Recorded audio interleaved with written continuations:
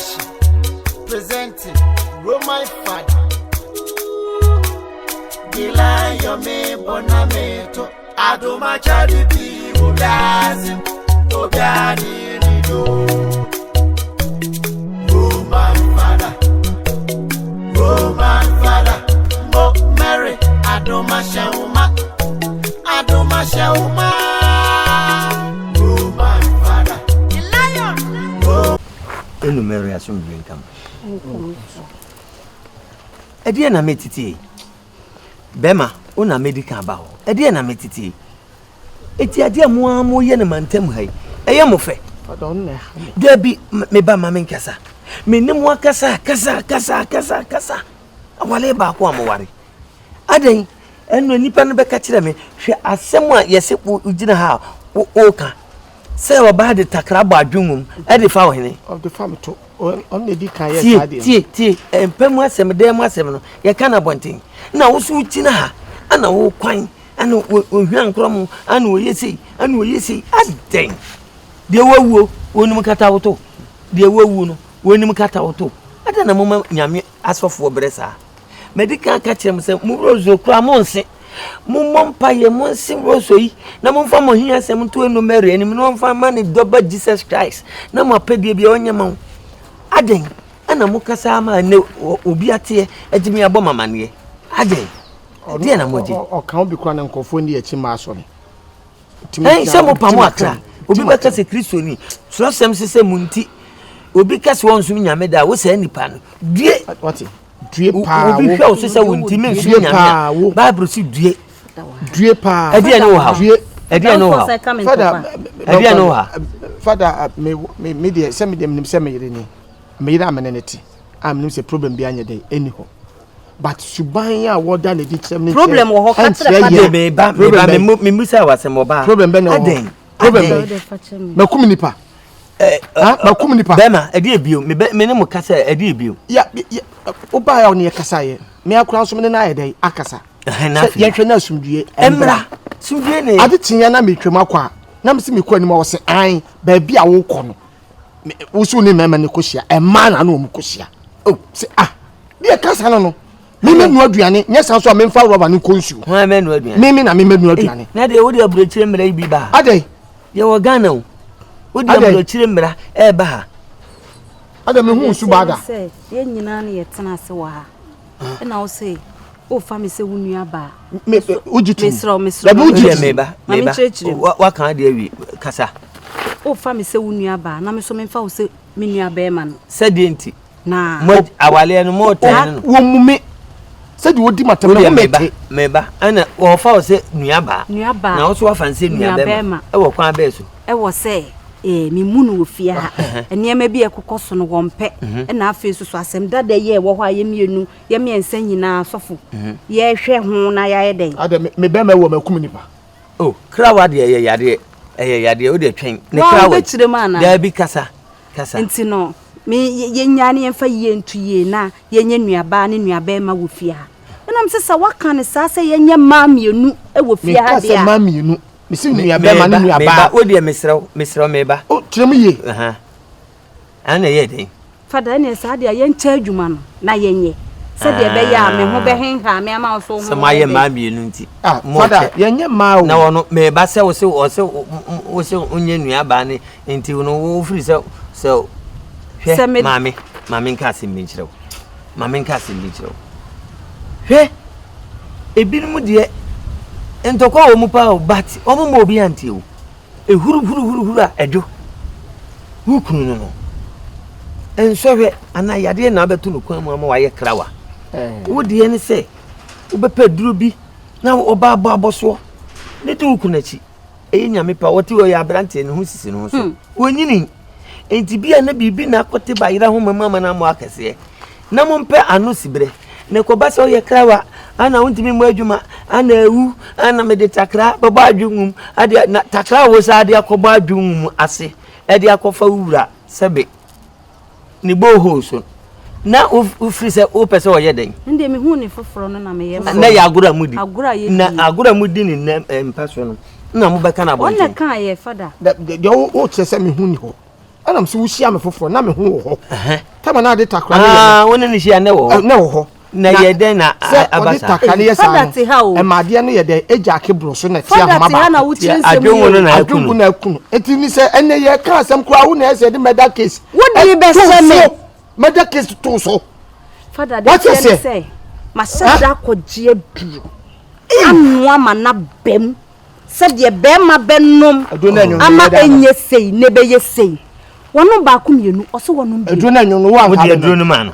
Na o kire mi wo se aduro na enyono na fada wo kura nka benu aduro nyonyo adam ne be na mai na enye de enyono ne tu yade ana o pese udi yemfa wo na megu anum owura se wo yiri bo aboso ese wo beboa ana wa nkasa wo ye ho oba wo sin fikire ana wa nkasa yi no wo be ma no o de kwa o de yede ono na eye me ono ana o de ama abofo ko tutu owura mu ana ono ana eye me won na eye ono a enye mpaibo wo bo bia ye bia wo sono okodi wo bi rough na ya drome no wo na wo me so na wo me eti no me da no so denden wo sia me na me ho awu kura se bi nka na ma wala da bi wo sia me na da bi wo sia me na me ho awu anka wo mo wu na wu ya nwa me ana wo me da ya na ka me hu se na tia wo nye ni papa wo nye wo anu ye di wo ha o ewura wo anu ye di wo fada ni mu a Father my bro, Father my bro, Father my bro, mo pa mommy. Father my bro, Father Paul na ne kasa. Father Paul my bro, my bro.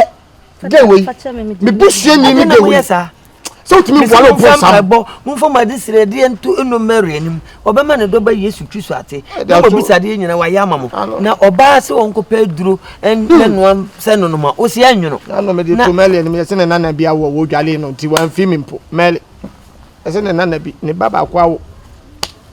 Say ya tumeli nimsa ya tumeli nimsa enfa adai odo ko tumeli ni ma yesi ne baba akọ wa bi akọ party wo yesi abai insiso ofrikrom ya ani se Burkina mi frikrom am dabi wasi mi bisanse ofrikrom na wasi mi fadi kusame na mi se ofrikrom ya ntinka sabi ani bo a ekotirem otwa fufu amana tonkom sabi ade ebio ni wo hawo ay awale oye party we walk over be me share wade ya drone kwa me ma me na de bre no me ma me na de drone bre me se me mfama no busa no wasi na de drone wasi ba o ka say come out ada o de drone ba o ka say de meet me aka che ma na say etu nkotwere de atwere na mo fa ni die ema sebi nyame nipa me pa mo chew be ma ona ye be ma fie ni ti twa so ye wadwen say odie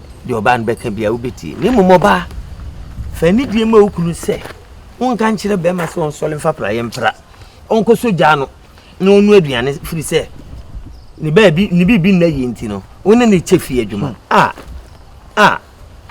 he sa ne ma we awale we nyina abruchire ne hu bi o abruchire na be ma firi se na so ayehye oba so firi se na so ayehye ana obia ani tete ho no obo ne bra nenso so no ehun se so si was me na me mfa metungu ahomache baba ne ye na ye lusu na wadun so gum no AGYAKOO oba fada nsa wa hi pu ma wukunu behwie agu ye nyina na eyegum na hwa na so wukunu behwie dwonso fada wo solid jam na me o frame sister AGYAKOO me mpacho o frame sister AGYAKOO fada wo se wo koni me ma na kodi o frame na me me ametia me adwe mensu adentina friend sister AGYAKOO oso wo koni me ma na kwa kodia ayi omo to da me no okoka omo ho na me se eye ma na gu ho nye me da bi e ma na gu ho sen wo ye sade asebe kasantwie o friend sister AGYAKOO na obi o wa bonten so hu no sen no be frɛ no so be frɛ me abige AGYAKOO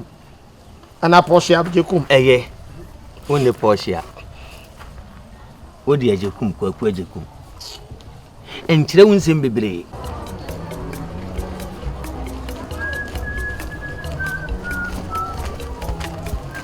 Show. Ada show. Eno kita uloje. Kristo ni peri.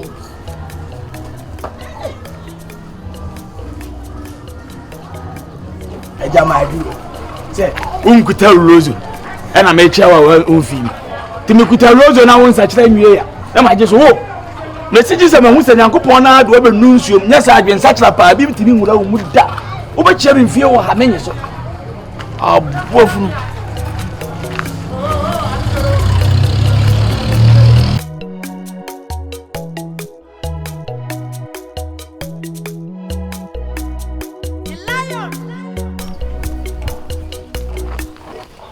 Uraba ukunu we pacho kwafu okwa habam na ukuru kwa habam na nko atifie wi agirigine ade wanko bi pacho de ede benti na antimi ama woni ukunu anko afuom ena nkasa na mfilise mekwafu ewra osi obi ba Kristo mu a no wa ya abode foforo na niema dada ni nyina atwam de aka nyina ya niema papa nko an wo ye na adentina asemba akopɛ watwene twintwan saa pese be ma ne udi nani saa so wokɔ ahabam kɔ kopɛ aduane aba nya woni nyina na edi adentina mo yama enu Mary adi ya wo mo ho saa adentina wo ye di ya wo mo ho saa so wanhwe ye nam saa niema we nyina so one ne doba Yesu Kristo ebe kasa na ahimam mu wantimi anya bi anko jade wo ye no ne nya ahoani hoani ade na wo ye saa adenti boni ben kwa na wura na waya enti wo ye saa de kire no ede na aba fada sam dada yawo na dada ya misi jamenka na wo de fampaibo etanachi abre nyina sinrozo na bompa ye na kai se de ye enu mer ka kire mu aden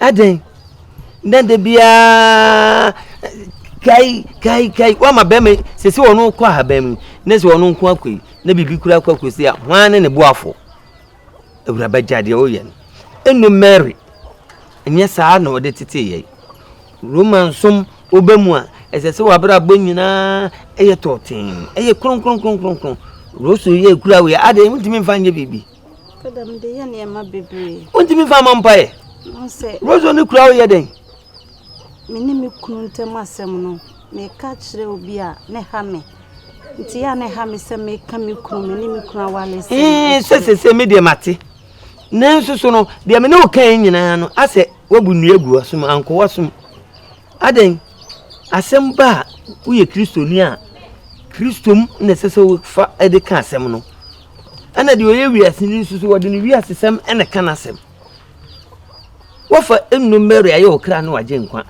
ono ne yenam ne so akwa hu ahemam ade na boni bi aba ne ye kirew se ade a wuyi emfa nko wi ahemam a na uguso wiase ani je na ye oda na pacho de bi eni jai ne fa buo ne ani die ma ukunu bema ene ware oba ni oba ene ware bema wase bema ni tini otwe di ampo Nyankopon na oba utini ukunu asi bu ukunu ewa kwa miase nyina so wote di ameka kire fada mpayimfo bu bebi se utu okrafo na utu watu momane sofo wone momane no metu ofo metu okraso so ye den efo why yo una na wenyino aha na man betena una na wenyini pa na no ye de mechi ano wose na suma ye den ene kasa de ejai efia ha sa ujina ne nchen kura e kan asema wonti onti na ujina ko nti ha na eka enyini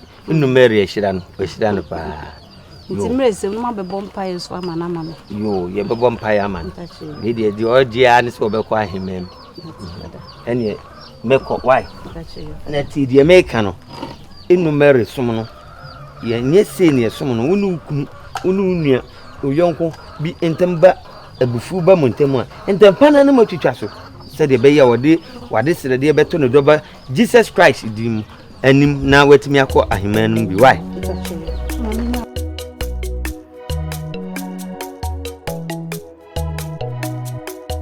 sewa sinya mbo cha mesani mitini na wabone fofra mama wai mwaita me bone style se ya na se ya na wapije mkakra sewa me hu ni kofi adu se no sini na etu mpasa no me na mani nji hu oso ni mu ane ne sere se bobo ne sa den abawa Na kofie do aye wo okrom ha. So nya wo minim. Na maso ni muni ni tumpasa. Ne bone kwaso be na ye. Oba warefo. Bo be ma miya ni sei aden. Oba dai. Oba warefo. Na me ma wale. Mini aba na tie. Bisa ya men kasasa. Be mantis kan ware. Hey, abawa. Asa de eko bia no. O ti wani ayira sa de wonnim de eko. Debi. Mini no. Me pe wo yie, me srew. Na so kunu hu se de o se ni kofi ni nam krom ha ya. On fa otimka. O fa mitirimka se wo hu se be ma wo sipisita. A wo ye me yonko me ne na di agro frikro kese ma banti no obete jealous ana obete dey. Of course, they say what warranty me so ni agro bia ni di twitwa so. Me say awale e bay. Jaisa. Anyway, ono cross obeba ha. Oba be. Obete dey. Oba be sra me. Antu udi na kire ukunu se wadan fo. Wa ukunu. Se wode na wuje. Debi o. Eye mami enu na yete. Na se de na me fa no ncha ni se me. Ibe mo di boni wo krom ha o. Ono akuru ni se ma ware. Coffee. Ça va. Edu coffee. Merci. Nyame adom na wo say. Macho. Kunya o. Trust. Kofi na wan humi ana.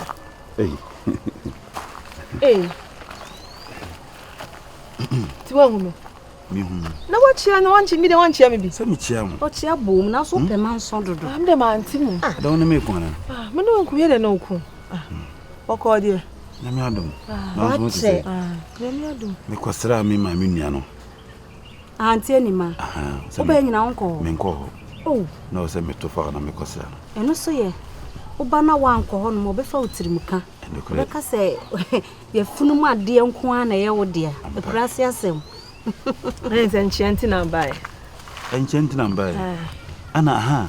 Sewa. Na me se kan pese me kohwe nsu kese no. O ba nyina wonko. Me nko ho. O be se wo kohwe. Se nsu mo so ni se wo kohwa amamre wo ensesa da wo. Eno a na eda so. Brodo no. Ise obububu mu na nwene ne yiba. Ese mi hu akese ni bi. Obe hu ama na broso. Ada wona mi wase mo na. Debi o. Esa so konso nti kwai. Ko he na me. Ye nyina na ye ko. Nse oni mama me nti kwa na to brodo no obubu abu na kesem. Ombe piepie aba. Abawa wo ye o ho se de kofiti we wonimu no. Na se je kofi ye nyina di akrokrom ha na odi nyina kokro kesem aba. Nti ka me ndem nso na na. Kofi wa ba wa sha achiri. Jaisa. Yo ya tie di enkomo nti kwai. Ye ne na eko. Unko. Adam no wase. Ye nko ne kujame. Ene yentwe ukunu ba ne nyina ne. Se ni kunu okofo. Be ma ba ku mami enu ne etu pasa akọhwe ade. Ne mami ensa be ma ba ku de okoti bi wai. Dikanye ni wachi. Dikanye. Ko finfiru nim ni su ne ban wo. Onsesan. O time say. Men ye that town. Mona muti kuru na mabetum tu udi eni mu na mi. Na be di eni mu na be ma. Una be ma de no kure udi eni mu ana ye di wachi. Na so di machi. Ada ye salai. Di aye ji. Ibenya Ibenya blood ni bi wana. Mama na wo na ibenya bi ato. Kios na wo. De wo ye de obeya mana fa otimi. Na wo pamti ka de o ye nti. Me ntwa ma ne so me de me so ne ma bi so ansa. Ese.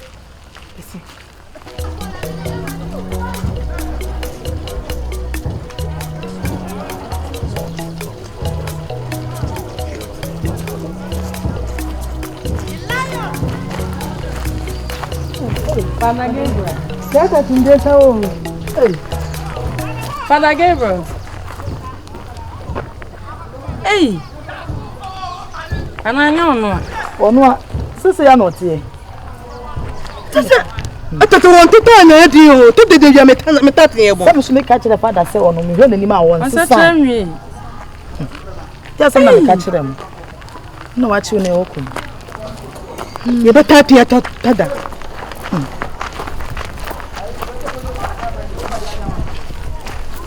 Obi a na fada aje. Obi a na fada aje no.